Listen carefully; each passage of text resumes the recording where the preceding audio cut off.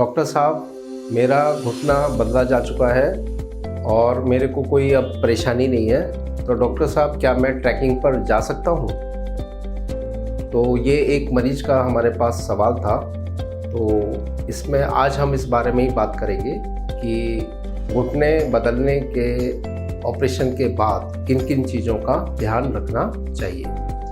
तो नमस्कार, मैं doctor Himanshu Gaur, doctor Gaur Delhi orthopaedic clinic से, सुखदेव विहार, नई दिल्ली से। तो आज मैं आपको इस बारे में बताऊंगा। तो पहला चीज़ तो यही है कि ट्रैकिंग पर, तो घुटना बदलने के बाद, ऑपरेशन के बाद हम मना करते हैं कि ट्रैकिंग पे नहीं जाना चाहिए। क्यों नहीं जाना चाहिए ट्रैकिंग पे?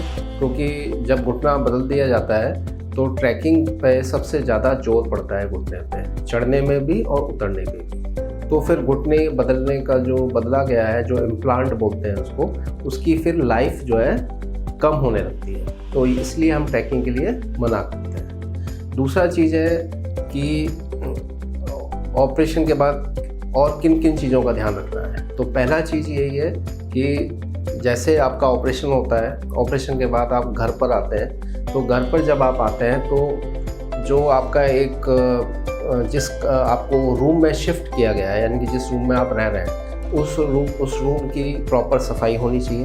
ठीक है, उसमें दिन में 2 से 3 बार फिनाइल का पोंछा लगे। ठीक है, और दूसरा है कि आपके रूम में ज़्यादा लोग ना आए, तो मिलने लोग ज़्यादा ना आए। ठीक है, अगर कोई आपके रूम में आ रहा है तो शू कवर पहनकर ही आए और मास्क पहन के आए। होती है मरीज को हम बोलते हैं साफ़ पानी, बॉटल वाटर ही पिए या आरओ का साफ़ पानी ही पिए। बाहर का खाना जो है वो हम बिल्कुल मना करते हैं, घर का ही खाना खाना है। घुटना जब बदल गया तो उसके बाद जो है कई बार जो है मरीज का मन करता है कि बाहर से हम फास्ट फूड मंगा लेते हैं, ये कर लेते हैं, तो हम बिल्कुल मना करते हैं। एकदम ये सब चीज़ें नहीं करनी होती हैं। ठीक है, बाद में खा सकते हैं, पर ऑपरेशन के एकदम बाद हम मना करते हैं। ठीक है, जब तक कि आपके टाँके नहीं निकल रहे हैं, 1-2 महीने का समय आपका गुजर नहीं रहा है। ठीक है, क्योंकि ऑपरेशन के बाद के जो शू के जो 1-2 महीने होते हैं वो बहुत इम्पॉर्टेंट होते हैं। उसमें अगर आपने ध्यान नहीं रखा तो फिर इन्फेक्शन भी हो सकता है। जो भी ड्रेसिंग होती है घुटना बदलने के बाद, जो ड्रेसिंग होती है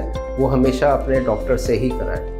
वो ऐसे किसी को घर पे बुला के, नर्सिंग स्टाफ को बुला के ड्रेसिंग ना कराएं, अपने डॉक्टर से ही कराएं वो ड्रेसिंग। ठीक है, और इसके अलावा जो भी डॉक्टर आपको सलाह दें, क्या चीज़ करनी चाहिए, क्या नहीं करनी चाहिए, उनके डॉक्टर की सलाह ज़रूर मानें। ठीक है, और एक्सरसाइजेस सबसे इम्पॉर्टेंट होती हैं, तो आप ऐसी एक्सरसाइजेस करें।